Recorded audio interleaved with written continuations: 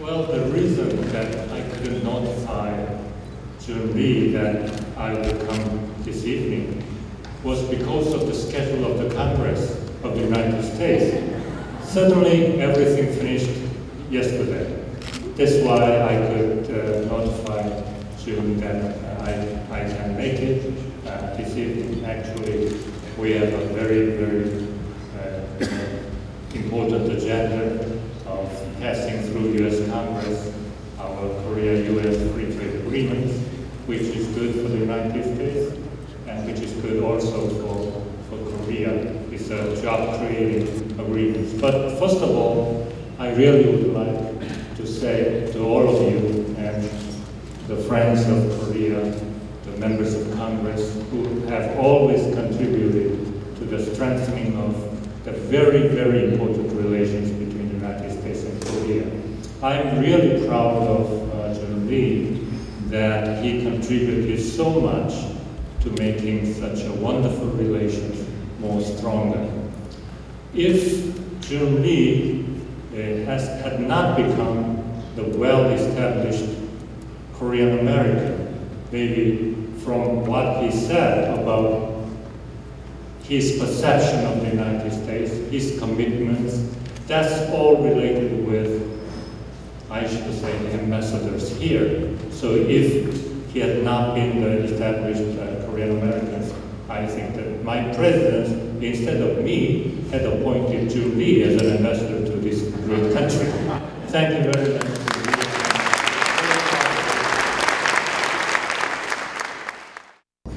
Another introduction of somebody very famous, very successful. Has anybody ever heard of Parade Magazine? You get it every Sunday at home, right? Well, we're going to introduce you to somebody who's in the room and a really terrific friend of Jhoon Rhee. One of our special guests has been a great friend of Grandmaster Jhoon Rhee for the last 30 years. He has been the resident, publisher, and chairman of Parade Magazine. He built the magazine to be the largest publication in the world. And when he first joined Parade, it had like 20 million circulation. And when he retired recently as the chairman, it was 34 million circulation, which is about double. Let us welcome Mr. Walter Anderson, a great supporter of Trutopia Foundation. Walter Anderson.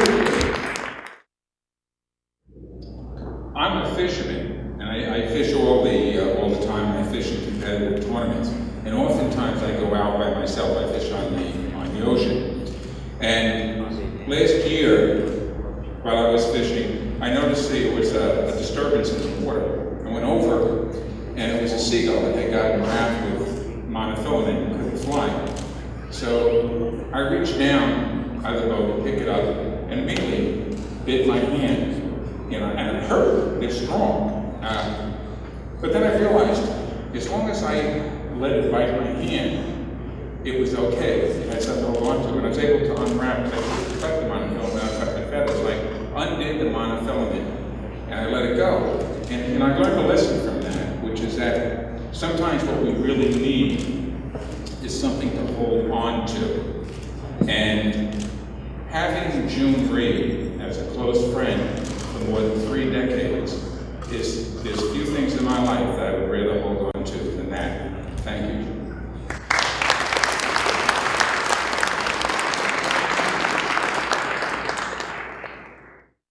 Mr. Martin Graffland. Martin is the North American representative for Andre Rhee, and he manages all aspects of Andre's concerts in the United States, Canada, and Mexico. Andre Rhee is one of the successful musicians in the world, and last year his world tour sold over 835,000 tickets. Yeah, Mr. Rhee, I discussed this with Andre because you invited him, and he sent his regards. And what we So I talked about it with him, and he just basically said that you share two passions with him: the passion for what you do, taekwondo, and he has the passion for music, and then the other thing, the passion to make a better world. I think that's a great combination, and Andre sends his regards, and he really values that. Andre always says, and the next time you come to Wisconsin as a special guest, you will see that the music keeps you young, and I think that if you look at you, that you can see it. So I hope you can enjoy the music for many years, and thank you very much.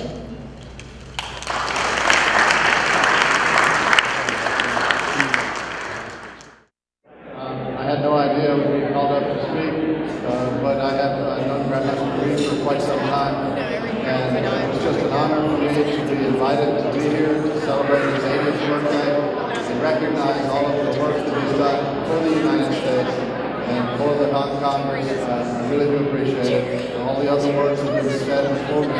He's a very fine man, and it's been a very good time and honor for us to know him. Thank you very much.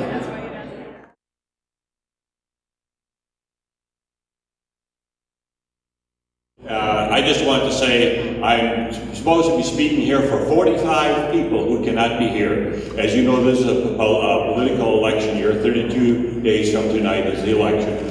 And Congress left Washington last night, adjourned last night, and so they all had to go back to their districts. And I just want to say that the 45 members who were going to be here, who cannot be here, want to extend their best wishes to you, Master Rhee. When he and I received our doctorate, when we received our doctorate, the newspaper in Korea asked me to do an interview, and I said, no, I don't wish to do an interview because I don't know the nuances of the language and so on.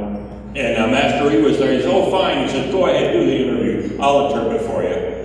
So they asked me some questions in North Korean. I tried to make sure that and measure my words very well and had short answers. And when Master Rhee interpreted, I noticed it was a long answer, and I thought, well, maybe something with the language.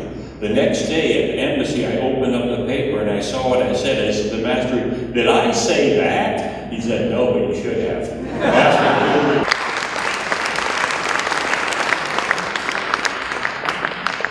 Thank you, Congressman Toby Roth, for the colorful introduction. Honorable Grandmasters, Honorable Masters, and Honorable Black Belt Congressmen. I'm truly proud to be honored by so many precious friends throughout the world. It was in 1956 when I first came, soon after the Korean War, to take a few-month military training program as a Korean Army officer. When I first landed in San Francisco airport, I said to myself, what a contrast. I was living in one of the poorest countries in the world, in Korea, until yesterday. Suddenly today, I found myself in true utopia. I now call it Trutopia. I have brought Trutopia books outside. On the way out, I want you to take a copy home. I'm really committed to make a real change. This crazy world to be more sane someday. I am planning to target 90 more years, which means I have to live 100 more years or 200 years.